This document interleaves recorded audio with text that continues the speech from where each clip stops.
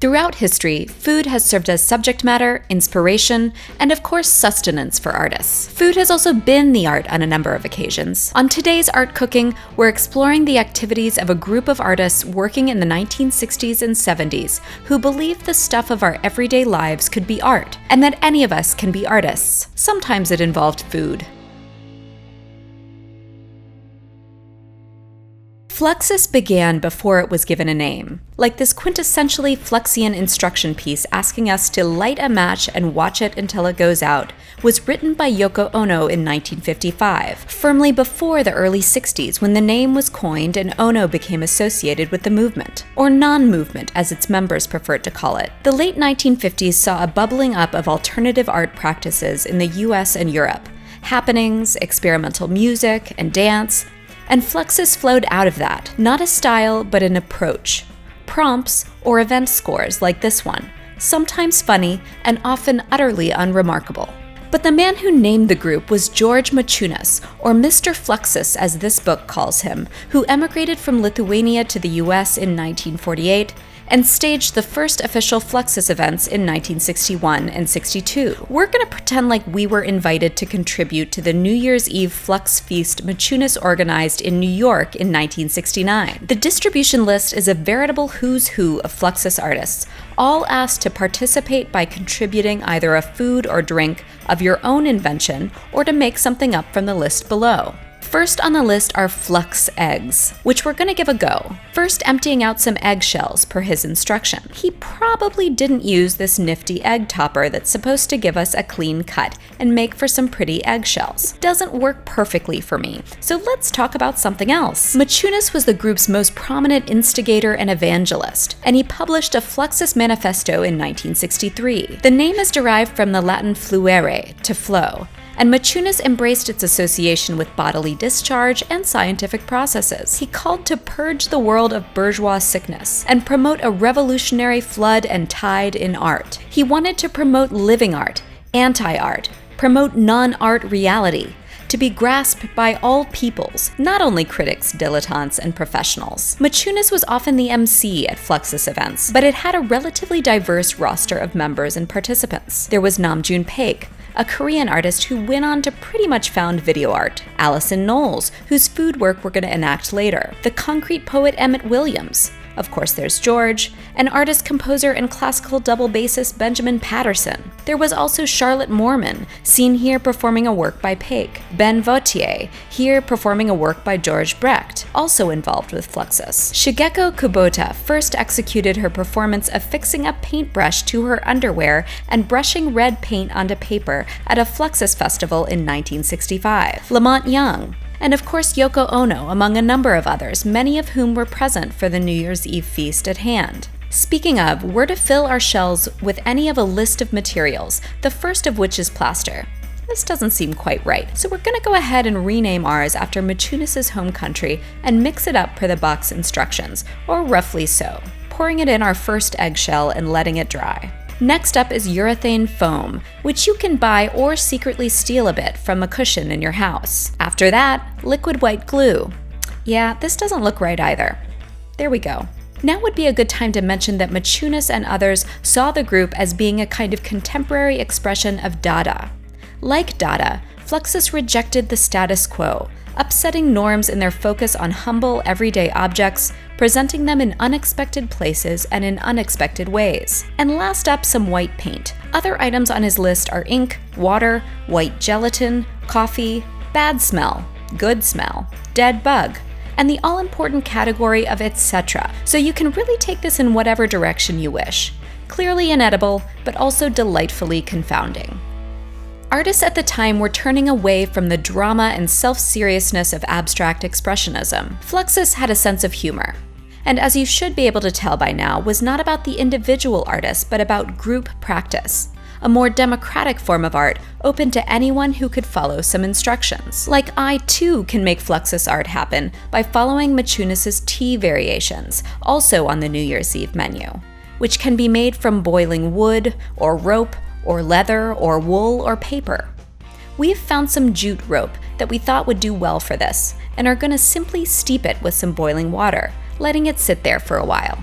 Because we should probably make something edible, we're also going to try one of the monocolor meals on the list. And we've chosen the black meal, contributed by Bishi Hendricks, who now goes by the name Nye Farabus. First, we gather ingredients that we perceive as black, like these grapes and black beans. I've invited a friend, by the way, the artist Lauren Zoll, who contributed the assignment off and who also happens to be doing a project where she's harvesting ink from black beans and fruits to make solar panels that mimic photosynthesis and create detectable amounts of electrical energy. But we also have black sesame seeds and ripe mulberries, black rice and nori, or dried seaweed, black coffee and dark chocolate, which doesn't end up looking very black at all. We've also got some black bean juice and mulberry juice from Lauren's project, along with blackstrap molasses and hoisin sauce. Then we set about making some dishes from our ingredients. I'm gonna try making some black sushi.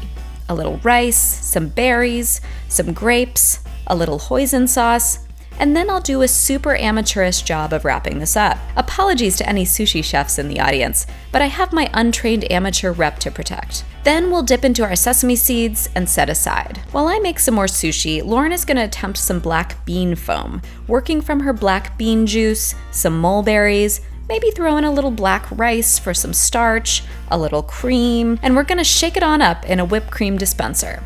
Might as well shake the camera a little too while we're at it. And whoa! Out it comes! We're pleased with our test, so we add it to our plate, making a handsome pool of our foam around the sushi. Let's garnish with some more grapes and berries and black beans, and behold, a black meal, which of course demonstrates clearly that black is never really black. Okay, except for maybe Anish Kapoor's precious Vanta black. But we see purple and gray and green and brown and red, and you know, it's not half bad. A little sweet and a little savory, with the funky fishiness of the nori and complexity of the hoisin and beaniness of the foam. We didn't fight over the remaining pieces, but all in all a success. Other Hendricks suggestions for monocolor meals are blue, red, or green, which I really hope you'll all do and share photos with us online with the hashtag #TheArtAssignment. This, I'm sure, looks nothing like the black meal that took place at the original event, as 1969 turned into 1970 at Jonas Mekas' Cinematheque at 80 Worcester Street in New York. But that's the point. A simple prompt can lead in any number of directions. And shoot, Lauren escaped before we could share our jute tea. Say that 10 times fast. Sorry, Mark, it's gonna be just the two of us. Wow, this stuff is pungent. We're not gonna actually drink it because we're not sure it's safe, but the aroma is overwhelmingly earthy and sharp and ropey. Since we've got some leftover eggs, oh hey man, how's it going? We might as well enact this event score by Fluxus artist Dick Higgins, titled Danger Music No. 15 from 1962. It reads, "Work with eggs and butter for a time." In case you're vegan or don't have any eggs, here are Danger Music No. 17 and Danger Music 24 for your consideration. But let's get started. In the late 50s, Higgins studied at the New School of Social Research in New York with composer John Cage, who had a huge influence on Higgins and many others. Cage allowed and embraced chance as a part of his work, like Higgins does here, leaving a lot of room for interpretation. What does work mean? And how long is a time? Improvisation was assumed in the event scores produced by Fluxus artists. They're instructions that, when followed, produce an artwork. Like Philip Corner's event score for piano activities doesn't give the exact direction to destroy a piano and auction its pieces to the audience. But that's precisely what happened when it was performed at a Fluxus festival in 1962. Musical instruments had the potential to generate sounds and experiences in many more ways than in their traditional deployment. Fluxus was deeply rooted in experimental music, but also in philosophy, literature, theater, and poetry. Higgins called this kind of art intermedia, occupying the uncharted land that lies between the categories generally assigned in the arts. Anyway, a newspaper account of Higgins performing this work tells us that he smashed some of the eggs on his head, tossed some of them in the air, and handed over some of the mixture to members of the audience. So here you go. The final course of our Flux feast today is going to be Allison Knoll's identical lunch, which she dictates is a tuna fish sandwich on wheat toast with lettuce and butter, no mayo, and a cup of soup or a glass of buttermilk. So in the late 1960s, Knowles would often go to lunch at the Urist diner near the home she shared with other Fluxus artists, including Dick Higgins, who was her husband at the time. Side note, they divorced in 1970, but they didn't have a Flux divorce like Jeffrey and Vichy Hendricks had in 1971. Anyhow, her friend Philip Corner, of Piano Activities fame, noticed she ate the same thing every day. And then she decided to make a kind of performance of it. She invited friends to join her, and asked others to try the same lunch wherever they were and write about it. Corner did his own version, steadily working through the entire Urist menu, item by item. I went ahead and made my tuna salad off-screen, because I really think it's something that should only happen in private. And let's be real, it couldn't have been anything other than iceberg lettuce. And there we are, tuna fish sandwiches. We pour our glasses of buttermilk and dig into our perfectly edible, identical lunch. Our two sandwiches may be functionally identical, but they certainly aren't identical to any tuna fish sandwich Knowles has ever had, nor any that you would make if you set out to do the same. This type of performance required no audience. It happened whether or not she was alone or with others, whether she did it or other people. Knowles made a book about the project in 1971, with one of the best quotes ever included in an art book by Corner's aunt. What's there to write about? It's just a lousy tuna fish sandwich. But that's the thing.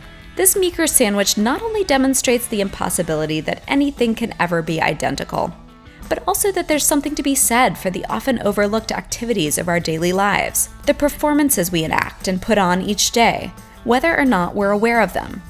Knowles said about it, "It was about having an excuse to get to talk to people, to notice everything that happened, to pay attention." That was lovely, but now we must confront George Maciunas' variation on the lunch, which unfortunately requires me to put the entire meal into a blender, blend until smooth, and drink it. Gah, Maciunas. You had to go and make it unpalatable, didn't you? We made another sandwich for this purpose, and are following his instructions to a T, although desperately searching for a loophole that will allow us to escape our fate. But there doesn't seem to be any vagueness in this prompt. The artists involved in Fluxus were immensely talented in the skill of taking the magic out of art, taking the ego out of it. Most of what's left of Fluxus are printed pieces of paper and photographs, because that's all it was, really. Event scores, instructions, kits, and publications. Inexpensive to produce and distribute and to purchase. They took apart what it was to be an artist, and what kind of work it required. Not about feeling, but doing. And do it, we did. It's been argued that Fluxus came to an end when Maciunas died in 1978 from pancreatic cancer, after which there was a Flux feast and wake, where guests ate foods that were only black, white, or purple. But there's no real clarity about when it ended, or even if it did. Fluxus was never a finite movement, but a loose network of artists, working among and between media, united by core values. In one sense, all of their works were recipes, able to be carried out by anyone, anywhere, and with the potential to unfold in any number of ways. If you like our show, subscribe. And if you'd like to support our show, head over to patreon.com/artassignment. Many thanks to Indianapolis Homes Realty and all of our patrons for supporting the Art Assignment.